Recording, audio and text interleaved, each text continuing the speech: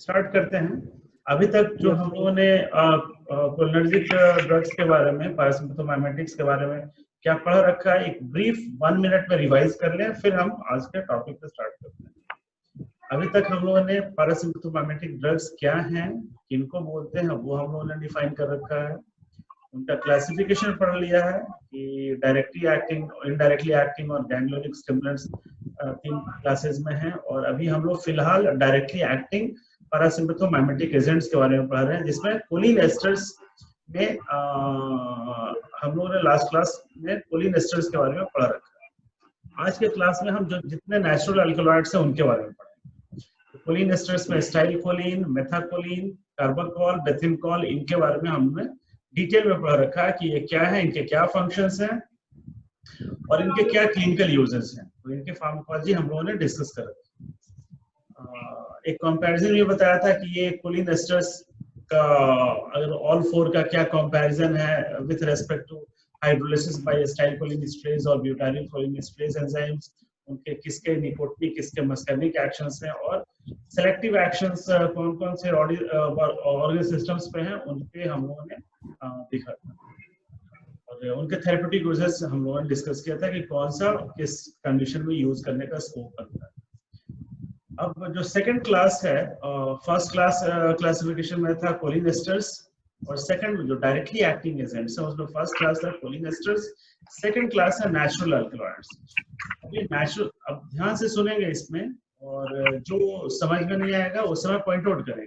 आप दो हैं तो डायरेक्ट बोल सकते हैं, वीडियो या ऑडियो किसी को ऑफ है तो हम लोग उस तरीके से डिस्कस करेंगे। नेचुरल अल्कलॉइड्स जो हैं, जैसा नेम रिफ्लेक्ट करता है कि ये नेचुरल कंपाउंड्स हैं, मतलब किसी न किसी नेचुरल ओरिजिन से ऑब्टेन हो रहे हैं। ठीक है, क्योंकि अल्कलॉइड्स है तो ऑब्वियसली अल्कलॉइड्स जो है प्लांट से ऑब्टेन होते हैं, तो जितने भी नेचुरल अल्कलॉइड्स हैं वो किसी न किसी प्लांट से ऑब्टेन हो रहा है, और इनका जो केमिकल नेचर है वो अल्कलॉइडल नेचर है। अल्कलॉइड्स का एक डेफिनेशन, फिक्स डेफिनेशन है that they are nitrogen containing compounds, और इनके कुछ प्रॉपर्टीज हैं, एसिड से प्रेसिपिटेट कर जाएगा या दूसरे जो प्रॉपर्टीज है वो अल्कलॉइड। तो ये नेचुरल अल्कलॉइड्स हैं। नेचुरल अल्कलॉइड्स हैं कौन कौन से, जो पैरासिम्पथोमाइमेटिक एजेंट्स के रूप में काम करते हैं।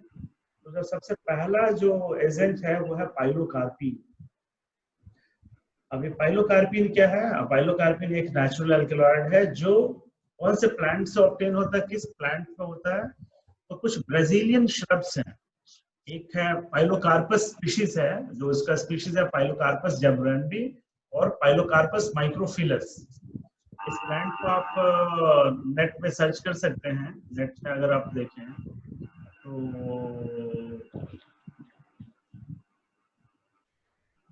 जैसे ये प्लांट है आपका, दिख रहा है आप लोग को फोटोग्राफ? फोटोग्राफ नहीं दिख रहा है।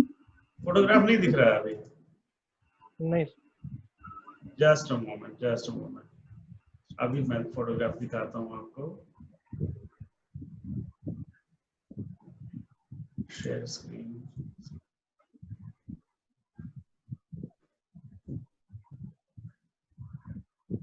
अभी दिख रहा है फोटोग्राफ?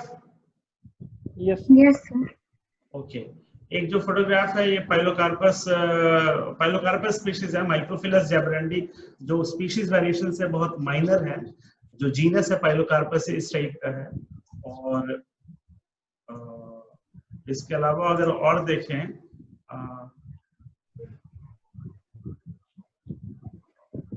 फिर और अगर देखें प्लांट्स में, तो ये फोटोग्राफ दिख रहा है आपको? Yes sir. दिख रहा है ना?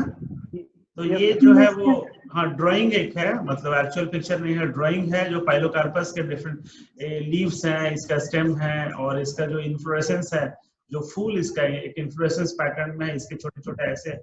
और तो ये प्लांट है, हमारे कंट्री में नॉर्मली आपको दिखेगा नहीं, ब्राजीलियन श्रब है, झाड़ी के रूप में ग्रो करता है, ऑन एन एवरेज श्रब है, एक छोटा ट्री के फॉर्म में होगा ये।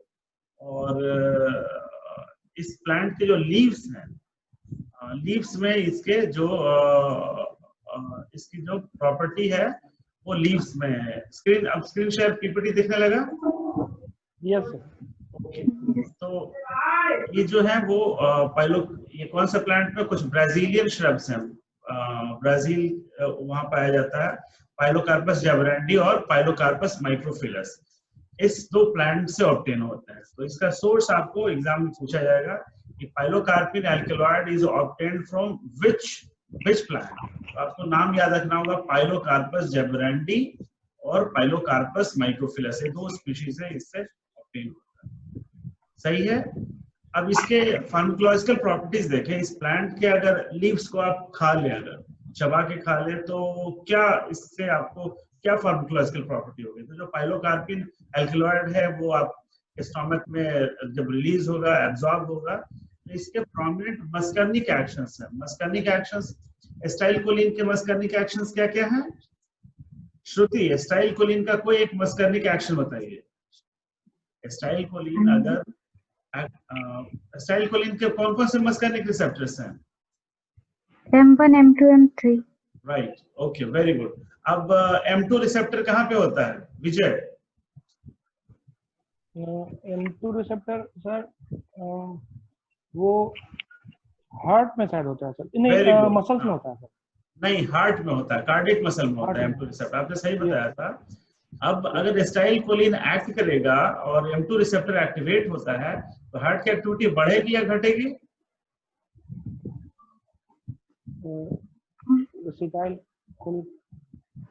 श्रुति बताओ सर। ऐसे नोड की एक्टिविटी इंक्रीज होगी कि डिक्रीज होगी? जब कोलिनर्जिक रिस्पांस होगा, कोलिनर्जिक रिस्पांस कब होता है? जब हम रेस्ट के कंडीशन में होते हैं। हाँ, डिक्रीज होगी। तो अब इस कोरिलेशन, इस लॉजिक को मत भूलिए कि जब भी कोलिनर्जिक रिस्पांस होगा, वो किसी कोलिनर्जिक एगोनिस्ट से हो या एस्टाइलकोलिन से हो, वो रिसेप्टर्स का एक्टिविटी घटे, मतलब कंसर्न ऑर्गन की एक्टिविटी घटना या बढ़ना, आप इस तरीके से कोरिलेट कर लीजिए। और अगर वो एडर्जिक रिस्पांस होता, एडर्जिक सिस्टम अभी नहीं बताए हैं, आप बताएंगे आपको, तो उसमें वो जब हम एक्टिव कंडीशन में, जब दौड़ रहे हैं या बॉडी एक्टिविटी कंडीशन में, उस समय कौन सी एक्टिविटी बढ़नी है और घटनी है, वो आप सोच करके बना सकते हैं। तो अब प्रोमिनेंट मस्कर्निक एक्शंस जो हैं इसके पाइलोकार्पिन के, तो मस्कर्निक एक्शंस में क्या हो गया? हार्ट की एक्टिविटी क्या हो जाएगी? स्लो डाउन हो जाएगी। जीआई ट्रैक्ट की एक्टिविटी क्या है? जीआई ट्रैक्ट की एक्टिविटी क्या होता है? GI tone and motility. Muscarinic response क्या है? इंक्रीज हो जाएगा। राइट। पाइलोकार्पिन का और भी इसके अलावा फंक्शंस हैं। अब देखो ये क्या क्या करता है? Stimulates flow of secretions from exocrine glands. जितने भी एक्सोक्राइन ग्लैंड्स हैं उनके सेक्रेशंस बढ़ जाता है, जैसे सलाइवरी सेक्रेशंस, जैसे म्यूकस सेक्रेशन, जैसे गैस्ट्रिक सेक्रेशन, जैसे डाइजेस्टिव पैंक्रिएटिव सेक्रेशंस। जितने भी सेक्रेशंस हैं वो एस्टाइलकोलिन से बढ़ जाते हैं। और ये जो एस्टाइलकोलिन का जो एगोनिस्ट है, जो नेचुरल एल्कलॉइड है पाइलोकार्पिन, इसका एक इंपॉर्टेंट रोल है कि जितने भी एक्सोक्राइन सेक्रेशन है उनको बढ़ा देता है। एस्टाइलकोलिन के जितने एक्शंस हैं सारे के सारे पाइलोकार्पिन के नहीं होंगे। एक कुछ इसके सेलेक्टिव, इस ड्रग में कुछ सेलेक्टिविटी है। हम ड्रग पढ़ने का पर्पस यही है कि हम एस्टाइलकोलिन को क्लिनिकली यूज नहीं कर सकते हैं, तो हमें वैसे ड्रग्स चाहिए जो कुछ सिलेक्टिव एक्शन हो, कुछ पर्टिकुलर ऑर्गन सिस्टम्स पे, ऑर्गन्स पे काम करे, ताकि उनके ट्रीटमेंट में हम यूज कर सकें। तो पाइलोकार्पिन का एक इंपॉर्टेंट एक्शन है कि एक्सोक्राइन ग्लैंड्स पे इसका एक्शन है, और फिर जीआई ट्रैक्ट पे इसका एक्शन है। जीआई ट्रैक्ट पे क्या करता है? जीआई ट्रैक्ट की टोन एंड मोटिलिटी को बढ़ाएगा, कॉन्ट्रैक्शन करेगा, ठीक है, और उससे क्या होगा? Smooth muscle tone and motility बढ़ जाएगी जीआई ट्रैक्ट। अगर कॉन्स्टिपेशन का केस है या वैसा केस है तो हम सोच सकते हैं कि इसको दिया जाए या नहीं दिया जाए, ठीक है। इसके अलावा फिर आई पे है। अगर इसको इंट्राओकुलर ड्रॉप में, अगर आई ड्रॉप में डालेंगे तो कॉर्निया को पेनिट्रेट कर जाता है और ये क्या करेगा? मायोसिस करेगा। प्यूपिल का डायमीटर को क्या करेगा? मायोसिस में घटेगा या बढ़ेगा विजय? मायोसिस में सर प्यूपिल का डायमीटर मतलब वो बढ़ जाएगा सर। बढ़ जाएगा। श्रुति बताओ। सर मायोसिस में घट जाएगा और माइग्रेसिस में प्यूपिल का डायमीटर बढ़ जाएगा। तो एक तो तुम लोगों ने उल्टा बताया, एक वो बोल रहा है, तो कौन सा सही माने? श्रुति जो बता रही है वो सही है। मायोसिस आपको पहले भी बताया था, आप लोग ध्यान नहीं देते हैं। एक बार फिर बताता हूँ, एकदम याद रखना। मायोसिस जो वर्ड है MIOSIS, ये कितने लेटर्स का बना हुआ है? 1 2 3 4 5 6 लेटर्स का। इसमें है 6 लेटर्स, ठीक है। मीडिएसिस कितने लेटर्स का बना हुआ है? MITRIAS,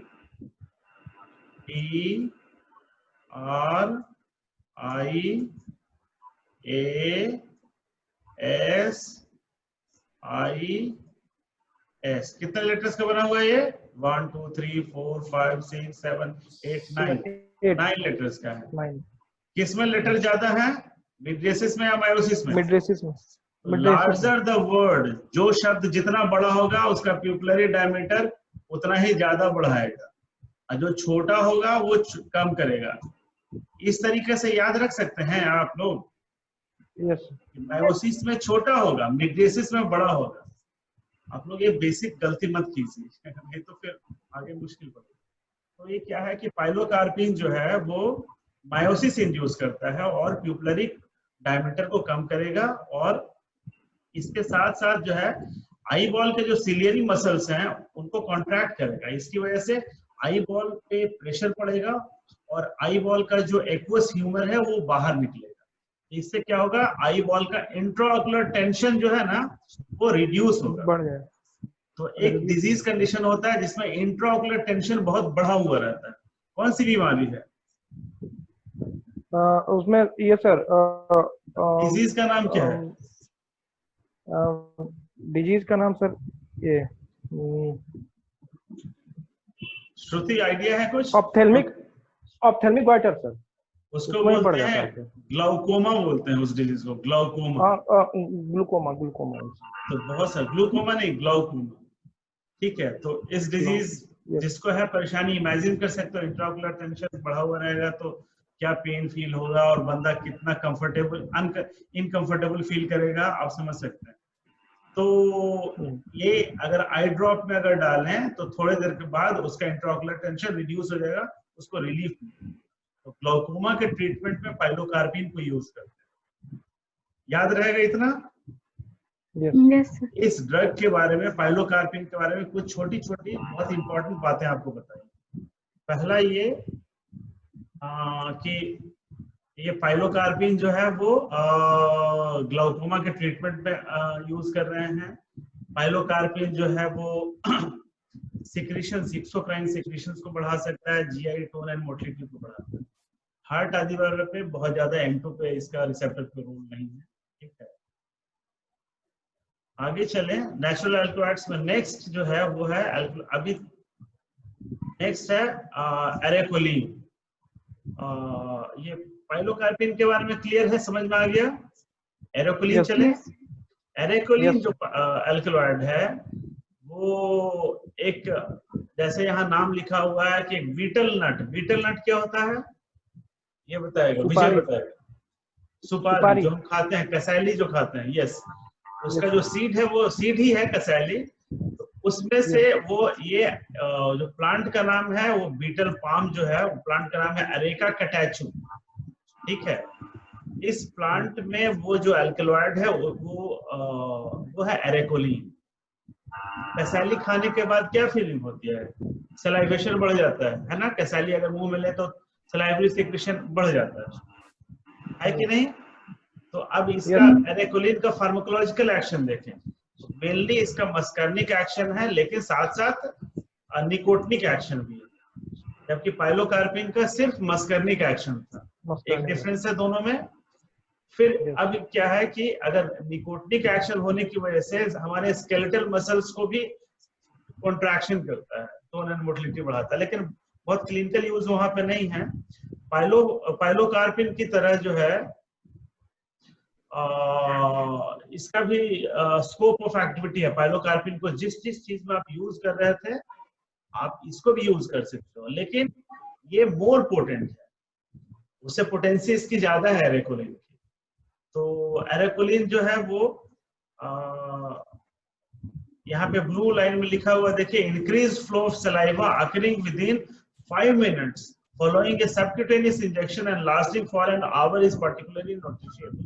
कहता है अगर एरेकोलिन का अगर कुछ मिलीग्राम का इंजेक्शन अगर हम इंट्रामस्कुलर या इंट्रावेनस रूट से अगर दे दें तो 5 मिनट के बाद, इंजेक्शन के 5 मिनट के बाद जो है तकरीबन 1 घंटे तक salivary secretion continue non stop होता रहेगा। इतना ये स्ट्रॉन्ग एजेंट है, सलाइवरी सेक्रेशंस को प्रमोट करता है। तो अब हम कहाँ जरूरत पड़ेगी, मान लो ऐसा डिजीज कंडीशन है जिसमें कि सलाइवरी सेक्रेशन बिल्कुल बंद हो गया, माउथ ड्राई हो गया, वहां इसका इंजेक्शन ट्राई कर सकते हैं या प्लान कर सकते हैं। तो कहने का मतलब है कि सलाइवरी सेक्रेशंस को बहुत फास्ट, क्लिनिकल यूजेस बाद में लेटर ऑन डिस्कस करेंगे। ये सारे ड्रग्स जो हैं इससे बहुत सेफर ड्रग्स अवेलेबल हैं।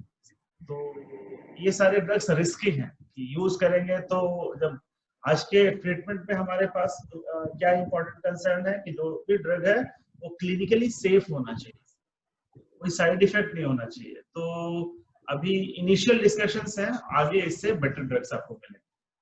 और यूरिनरी ब्लैडर को, एक इसका नया है, यूरिनरी ब्लैडर को कॉन्ट्रैक्ट करता है।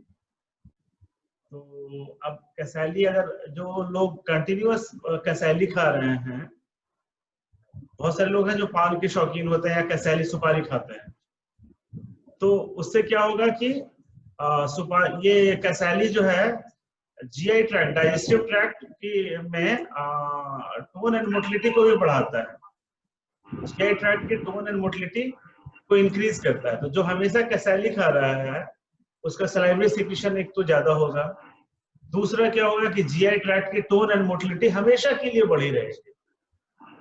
जब खाएगा तो टोन एंड मोटिलिटी बढ़ा रहेगा। इससे क्या एक फायदा है, एरेकोलिन का एंटी पैरासिटिक एक्शन। टेपवर्म्स जो हैं, टेपवर्म्स आप जान रहे हैं ना, सिस्टोड्स, तो वो सिस्टोड्स कहाँ रहता है, जीआई ट्रैक्ट में, जो जीआई म्यूकोसा उससे अटैच्ड रहता है, उससे पकड़ा हुआ रहता है ऐसे। और अगर जीआई ट्रैक्ट की टोन एंड मोटिलिटी हमेशा बढ़ी हुई है तो वो वहां उसको डिटैच होने के चांसेस हैं, तो वो स्टूल में पास आउट होता रहता है। इससे क्या है कि जो लोग हमेशा कैसैली खाते हैं उसका पैरासिटिक लोड कम होता है, कह सकते हैं। इस तरीके से इसका एंटी पैरासिटिक एक्शन भी है। लेकिन अब जिसको टेपवर्म हो जाएगा उसको हम एरेकोलिन ट्रीटमेंट में देंगे, तो वो टेपवर्म के लिए सो मेनी ड्रग्स अवेलेबल हैं जो टेपवर्म का ट्रीटमेंट भी हो सकता है। एरेकोलिन उस काम में यूज नहीं होता है, इनडायरेक्टली इसका एक रोल है जो आपको बताया है। क्लियर है? एरेकोलिन तक समझ में आया आपको? Yes sir. नेक्स्ट ड्रग देखते हैं। नेक्स्ट ड्रग है मैस्करीन। मैस्करीन जो है वो बहुत ज्यादा इसका क्लिनिकल यूज नहीं है। क्यों नहीं यूज है, कोई बता सकता है? पॉइजनस होता है सर मस्करनी। अच्छा हाँ, ये सर, ये मस्करनी का सर वो जो रिसेप्टर होता है सर।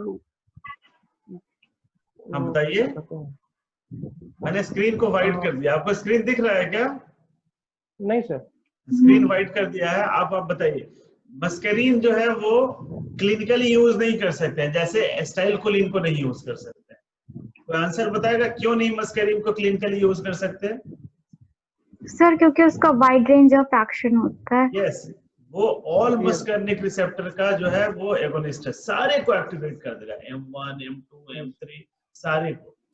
तो अब कौन सी बीमारी का इलाज हम करेंगे? पूरा बॉडी के सारे रिसेप्टर्स, मस्करनिक रिसेप्टर्स एक्टिवेट हो जाएंगे। तो वो जो एस्टाइलकोलिन के साथ प्रॉब्लम था वो प्रॉब्लम इसके साथ भी है, नॉन सेलेक्टिव एक्शन है।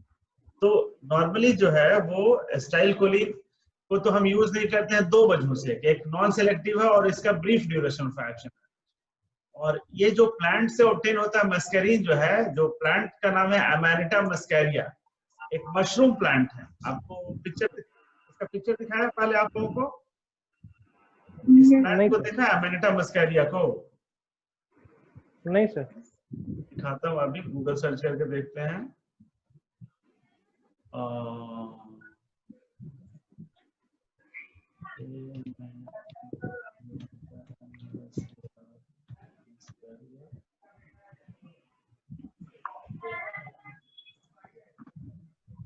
ये जो मशरूम्स दिख रहे हैं आपको, कलरफुल मशरूम्स हैं, नहीं दिख रहा है। नहीं दिख रहा, अभी दिखाता है, अभी दिखाता है।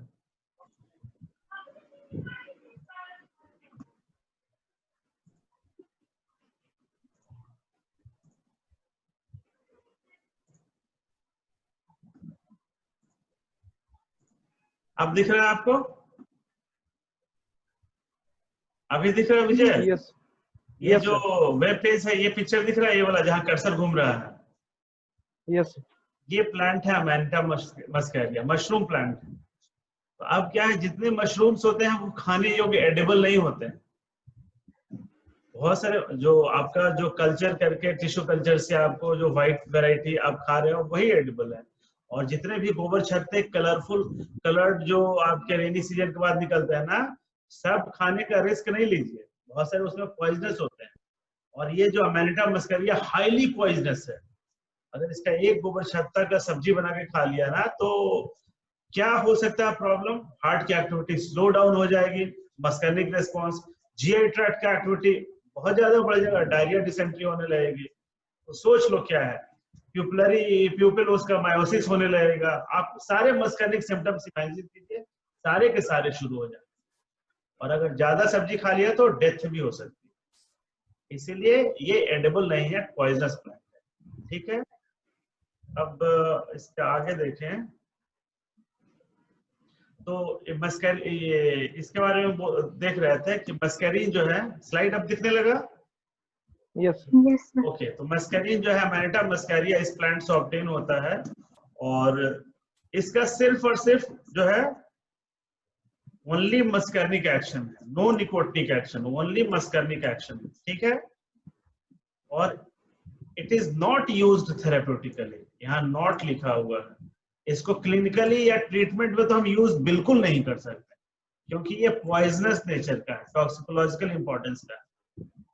ठीक है, तो अभी तक अपने पास दो मिले, पाइलोकार्पिन और एरेकोलिन, ये दो का यूज कर सकते हैं। इसमें पाइलोकार्पिन थोड़ा सेफर है। पाइलोकार्पिन को ग्लाउकोमा के ट्रीटमेंट में यूज करते हैं। अभी भी कुछ ग्लाउकोमा पेशेंट्स के जो आई ड्रॉप्स आते हैं उसमें पाइलोकार्पिन होता है। ठीक है, आगे चलें। नेक्स्ट जो नेचुरल अल्कलॉइड्स में अभी तक जो पढ़ा कि क्या यूज है, क्लिनिकल यूजेस, तो देखें क्लिनिकली जो है 0.5 to 2% पाइलोकार्पिन का जो है आई ड्रॉप आता है, जो हम कंजंक्टिवल सैक या आई में हम उसको इंस्टिल करते हैं for the treatment of glaucoma. यही आपको बता रहे थे कि ग्लाउकोमा के ट्रीटमेंट में हम 0.5 to 2% आई ड्रॉप के रूप में पाइलोकार्पिन यूज करते हैं। और पाइलोकार्पिन का इसके अलावा कुछ यूजेस हैं बायोटिक के रूप में, कि अगर कोई मान लो कि चश्मा आप लोग दोनों बहुत सारे लोग स्पेक्स यूज करते हैं, तो डॉक्टर के पास जाओगे, जब आई का आपका चेकअप करेगा तो कुछ आई ड्रॉप डालेगा। तो नॉर्मली आई ड्रॉप में जो भी कंटेंट होता है वो मिड्रिएटिक होता है, जो प्यूपिल को डायलेट करे, ताकि ऑप्थेल्मोस्कोप लगा करके आपके इनर आई को आपको अच्छे से देख सके, विजुलाइज कर सके। और उसके बाद जब चेकअप हो गया तो उसके बाद आप ऐसे धूप में बाहर नहीं निकल सकते, क्योंकि आई जो आपकी प्यूपिल है डायलेटेड है, जाओगे तो बहुत रोशनी लगेगी इंटेंस। अगर तुरंत जाना हो तो फिर एक आपको ऐसा दूसरा आई ड्रॉप डालेगा जो मायोटिक हो, जो प्यूपिल को फिर से कॉन्स्ट्रिक्ट कर ले, तो आप निकल सकते हो। एक तो ये है, दूसरा है बहुत सारे में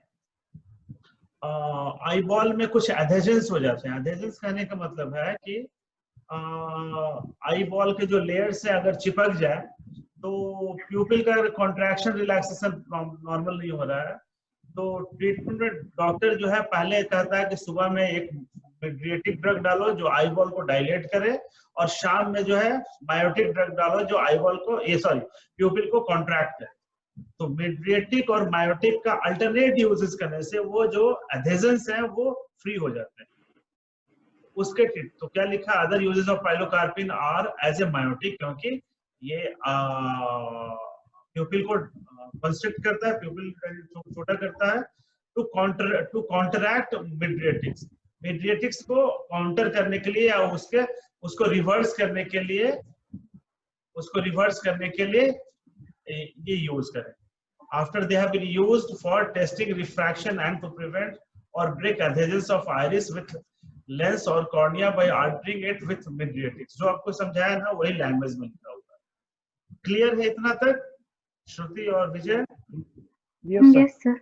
ओके, अब आज के क्लास में इतना ही स्टॉप करते हैं। आज हम लोगों ने 3 इंपॉर्टेंट ड्रग्स के बारे में पढ़ा।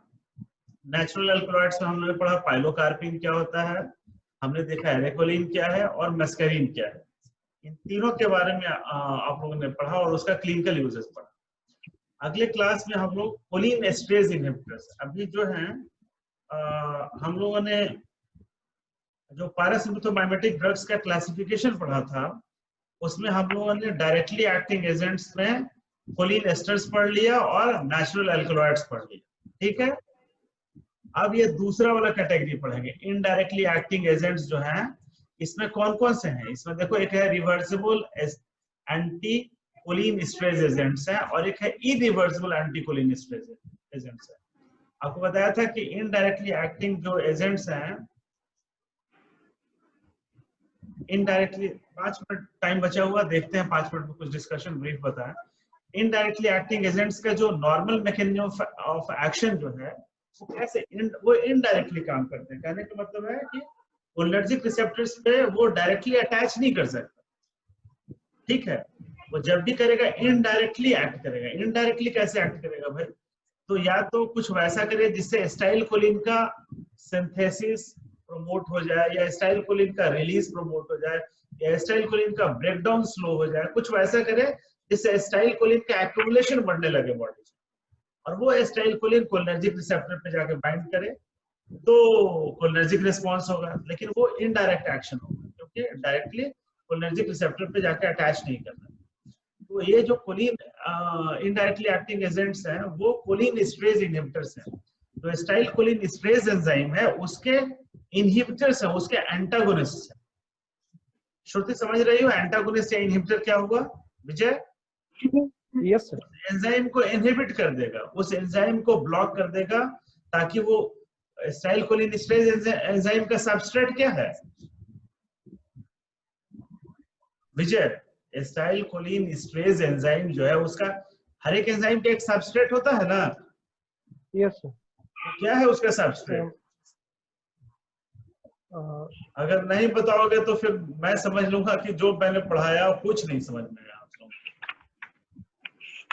एसिटाइलकोलिन एस्ट्रेज किस पे एक्ट करता है, किसको ब्रेक डाउन करता है? एसिटाइल एसिटाइल क्या श्रुति?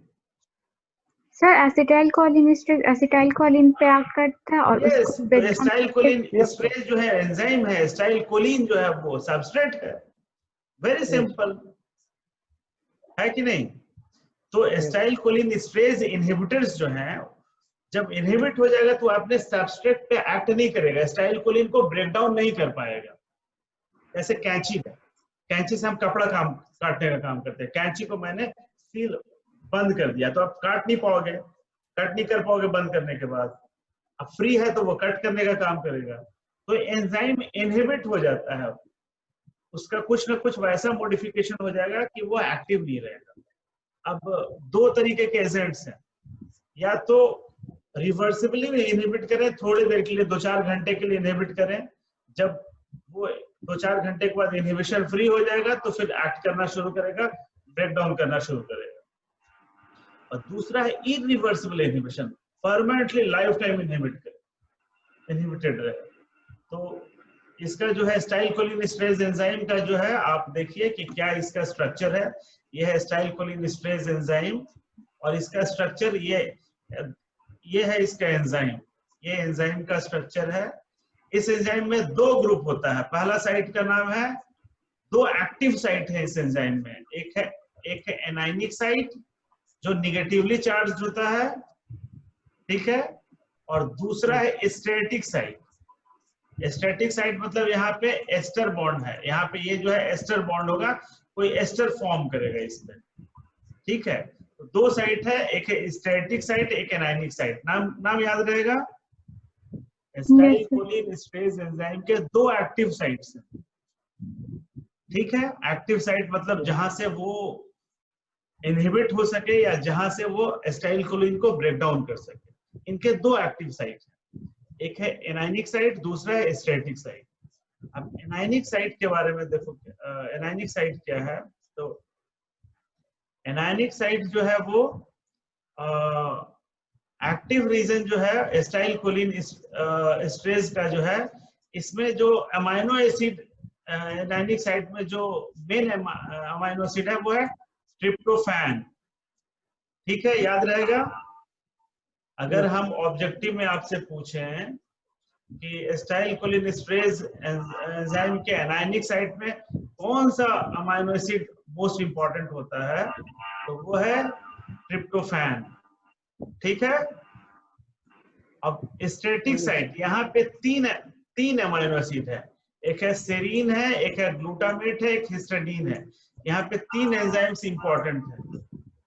अगर ये पूछा जाएगा कि एसिटाइल कोलिन एस्ट्रेज एंजाइम के स्टैटिक साइट में which amino acids are most important, तो आप बताएंगे ना कि सेरीन, ग्लूटामेट और हिस्टिडीन। ये सारे आपको ऑब्जेक्टिव में पूछे जाएंगे क्वेश्चंस।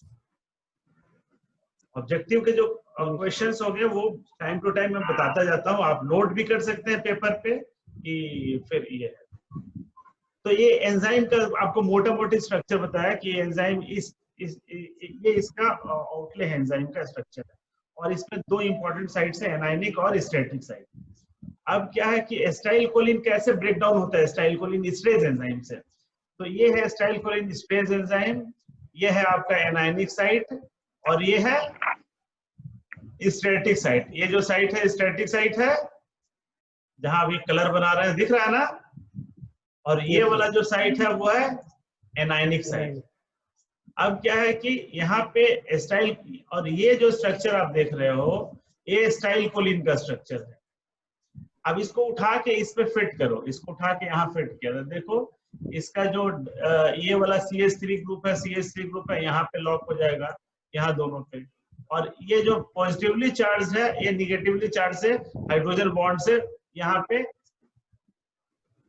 पे हाइड्रोजन बॉन्ड से ये अटैच हो गया। तो इस तरीके से सबस्ट्रेट और एंजाइम का लॉक एंड की टाइप का अटैचमेंट हो गया। और यहाँ पे जो हमारा ये वाला ग्रुप है, ये हमारा एस्टर बॉन्ड यहाँ पे फॉर्म हो रहा है, यहाँ पे एक बॉन्ड फॉर्म हो रहा है।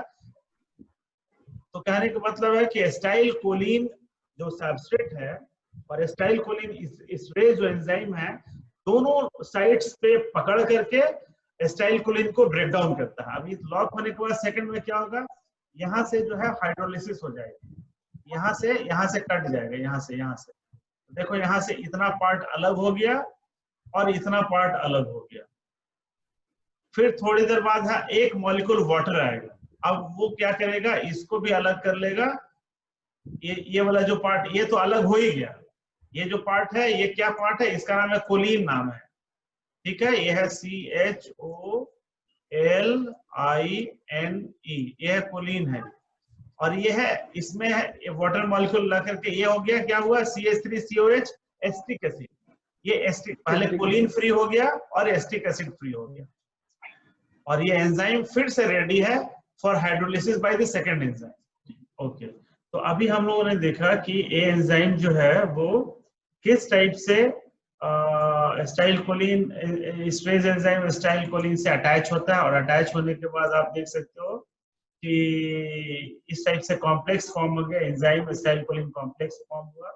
कॉम्प्लेक्स फॉर्म होने के बाद एंजाइम का एसिटाइलेशन होता है, एसिटिक ग्रुप इससे अटैच होता है और ये वाला पार्ट फ्री हो गया। तो कोलिन सबसे पहले फ्री होता है और फिर एक मॉलिक्यूल वाटर आने के बाद ये बॉन्ड भी ब्रेक हो जाता है और फिर एसिटिक एसिड बनकर के ये फ्री हो जाता है और एंजाइम फाइनली रीजनरेट हो जाता है, जिसको हम रीयूज कर सकते हैं, रिसाइकिल, फिर से यूज कर सकते हैं। ठीक है, तो इस तरीके से रीजनरेटेड एंजाइम है। ये एंजाइम फिर दूसरे रिएक्शन में पार्टिसिपेट कर सकता है। तो ये नॉर्मल साइकिल है। लेकिन अगर हमारे इस एंजाइम को कोई इनएक्टिवेट कर दे, ब्लॉक कर दे, तो इस एसिटाइल कोलिन का ब्रेकडाउन नहीं हो पाए। ठीक है, यही होता है जो कोलिन एस्ट्रेज इनहिबिटर्स हैं, जो रिवर्सिबल इनहिबिटर्स हैं, रिवर्सिबल कोलिन एस्ट्रेज इनहिबिटर्स हैं। इसका मैकेनिज्म ऑफ एक्शन क्या है? These agents reversibly bind to the active sites of the enzyme as they serve as alternate substrate for acetylcholine esterase. acetylcholine esterase जहां पे acetylcholine bind करता है उसके जगह पे, जैसे एक है एक ड्रग है नियोस्टिग्मीन है, फाइसोस्टिग्मीन है। ये दो ड्रग्स जो है ना acetylcholine के इन एक्टिव साइट्स, इसको और acetylcholine esterase के इनके एक्टिव साइट्स को ब्लॉक कर देता है। ब्लॉक कर देगा तो acetylcholine का ब्रेकडाउन नहीं हो पाएगा, और ये ब्लॉकेट जो है रिवर्सिबल है। रिवर्सिबल कहने का मतलब है कि जो फाइसोस्टिग्मीन या नियोस्टिग्मीन का जो बाइंडिंग है acetylcholine esterase से, वो टेम्पररी है, थोड़ी देर बाद छूट जाएगा। जब छूट जाएगा, फ्री हो जाएगा, फिर acetylcholine का ब्रेकडाउन होना शुरू होगा। तो अब कुछ ड्रग्स हैं, जैसे एक है इड्रोफोनियम और टैक्रीन है। ये दो ड्रग हैं जो क्या है, रिवर्सिबल कोलिन एस्ट्रेज इनहिबिटर्स है। ये सिर्फ एनायनिक साइट पे बाइंड करता है। अभी आपको बताया था ना कि दो साइट्स हैं एंजाइम के, तो ये जो एनायनिक साइट है इड्रोफोनियम और टैक्रीन सिर्फ यहाँ बाइंड करता है। ये भी एक ऑब्जेक्टिव क्वेश्चन होगा कि इड्रोफोनियम और टैक्रीन जो रिवर्सिबल कोलिन एस्ट्रेज इनहिबिटर है वो कहाँ बाइंड करता है, एनायनिक साइट पे या स्टैटिक साइट पे? तो आंसर होगा सिर्फ एनायनिक साइट पे बाइंड करता है। ठीक है। और टैक्रीन इनहिबिटेड एंजाइम जो है does not involve hydrolysis of the inhibitor. चलो इतना इंपॉर्टेंट नहीं है। दूसरे जो ड्रग्स हैं फाइसोस्टिग्मीन और नियोस्टिग्मीन, ये भी दो ड्रग्स हैं। ये जो है दोनों साइड पे बाइंड करते हैं, both anionic and static sites. ठीक है, श्रुति समझ में आ रहा है? फाइसोस्टिग्मीन और नियोस्टिग्मीन जो है ये एनायनिक साइड पे भी बाइंड करेगा और स्टैटिक साइड पे, दोनों जगह बाइंड करेगा। तो वी कैन से कि इनडायरेक्टली जो दोनों साइड पे बाइंड करे वो एंजाइम को अच्छे से, मोर इफेक्टिवली इनहिबिट करके रखेगा। एक साइड पे करेगा तो हो सकता है इनहिबिशन पार्शियल। ठीक है। तो इस इनहिबिशन को हम क्या बोलते हैं? इसको बोलते हैं कार्बामाइलेशन, क्योंकि ये जो ड्रग्स हैं वो कार्बामेट्स हैं। फाइसोस्टिग्मीन और नियोस्टिग्मीन का जो केमिकल स्ट्रक्चर है उसको हम कार्बामेट स्ट्रक्चर बोलते हैं। तो फाइसोस्टिग्मीन और नियोस्टिग्मीन के एसिटाइलकोलिन एस्ट्रेज के अटैचमेंट प्रोसेस को हम बोलते हैं कार्बामाइलेशन। सो कार्बामाइलेशन ऑफ द एंजाइम जो है वो लॉन्गर ड्यूरेशन का होता है। इड्रोफोनियम, इसके इड्रोफोनियम और टैक्रीन जितना देर के लिए बाइंड करेगा ना उससे ज्यादा देर के लिए बाइंड करता है फाइसोस्टिग्मीन और नियोस्टिग्मीन। तो एक अगर ऑब्जेक्टिव क्वेश्चन मैं पूछूं आपको एग्जाम में, why physostigmine and neostigmine binds to acetylcholine esterase for a longer duration of action as compared to idrophonium? Answer बताओ, क्या आंसर होगा? अभी तो बताया, वही आंसर है। दोनों साइड पे बाइंड कर रहा है ना। अगर मेरे को मान लो कि किसी को, मेरे को अगर इनहिबिट करना है तो मेरे को जो है हाथ भी बांध दे पैर भी बांध दे तो कहीं हिल नहीं सकते, और मेरा हाथ बांध दे पैर फ्री करे तो पैर से तो हम जा ही सकते हैं। तो अब क्या है कि एंजाइम के दो एक्टिव साइट है, दोनों एक्टिव साइट अगर इनहिबिट हो गए तो कुछ नहीं कर पाएगा और ज्यादा देर तक इनहिबिटेड रहेगा। लेकिन एक एक्टिव साइट है, वो एक्टिव साइट से फ्री हो गया तो एंजाइम पूरा फ्री हो जाएगा। लेकिन फाइसोस्टिग्मीन नियोस्टिग्मीन जो दोनों एक्टिव साइट को इनहिबिट कर रहा है, तो अगर एक एक्टिव साइट फ्री हुआ है तो एंजाइम फ्री नहीं हुआ, क्योंकि दूसरा एक्टिव साइट को भी फ्री होना, दोनों छोड़ेगा तब जाके फ्री होगा। इसलिए जो है ड्यूरेशन ऑफ इनहिबिशन जो है वो फाइसोस्टिग्मीन और नियोस्टिग्मीन का ज्यादा होता है कंपेयर टू इड्रोफोनियम एंड टैक्रीन। ये आंसर लिख लोगे ना? Yes sir. ओके, तो ये ऑब्जेक्टिव में या रीजनिंग क्वेश्चन पूछ सकता हूँ मैं, तो इसको नोट कर लेना। ठीक है। और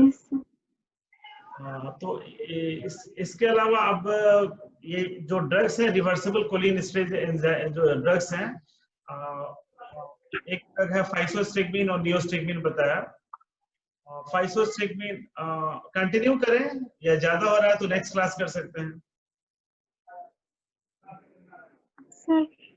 नेक्स्ट क्लास स्टॉप करते हैं, इतना तक जितना बताया उतना। एक क्लास और लगेगा आई थिंक, तो ये चैप्टर कंप्लीट होगा। ठीक है, एक क्लास और है। अगले क्लास में हम कोलिन एस्ट्रेज इनहिबिटर्स को अच्छे से कंप्लीट करें।